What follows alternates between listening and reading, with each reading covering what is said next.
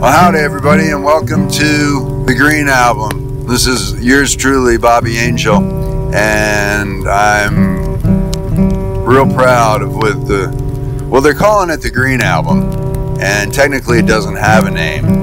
We're going to put a name on it, but then, as the album was lying there, people started to look at it and not seeing a name on it and seeing it was all green, they naturally started calling it the Green Album. There's one person who kept calling it the Blue Album, but that's a long story. And other names were considered too, but we kind of settled on the Green Album just because by the time we, got around the table to figure out the name, everybody was already calling it the Green Album. So the decision was kind of made for us. And that's how it goes sometimes in life. Things just name themselves. And I think this songs on this album came together that way. It was never, hey, let's do the Green Album. No, it was the songs just kind of building themselves. And if Bobby Angel has a mantra, it is get the song done and try to capture the moment.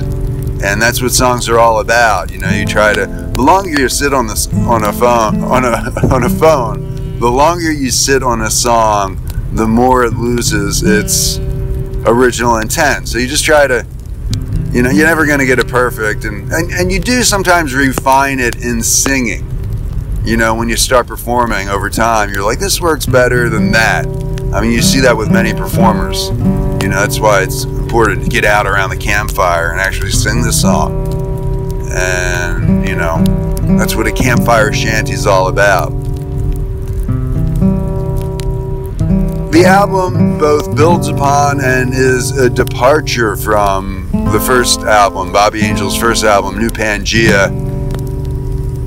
In some ways, New Pangea was a nostalgic throwback to reminiscing on all those people that had contributed in their way to protecting nature, and kind of a tip of a hat to them. Whereas the Green Album includes songs that are not always tied to any one person. They wrestle with more complex issues. For example, the Lusitania.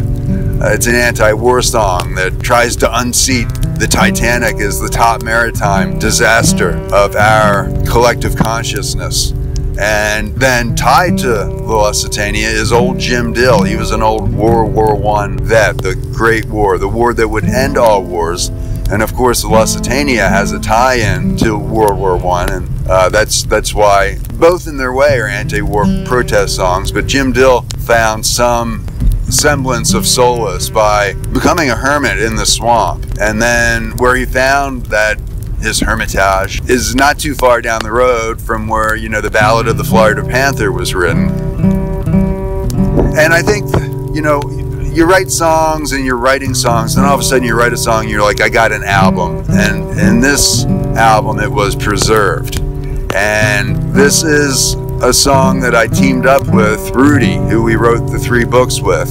And out of the blue, Rudy lives in a different town. He said, hey, you should do a song on this topic of how a certain community felt, when you establish a natural area as a national park or national preserve, it's to the benefit of preserving it.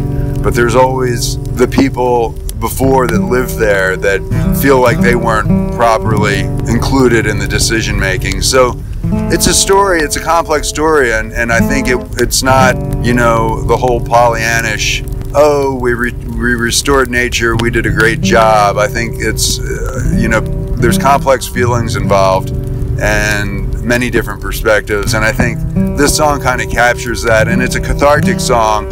It takes you on a journey. Hopefully, like any Bobby Angel song, it's one that generates a discussion. I just really liked the vibe of that song, and when I got done I listened to it, and I thought, my God, this is a wrap. This is the album. And I started then piecing the songs together and arranging them.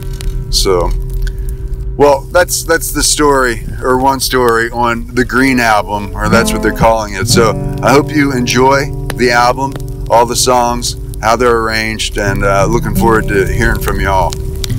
Thanks, and yours truly, Bobby Angel.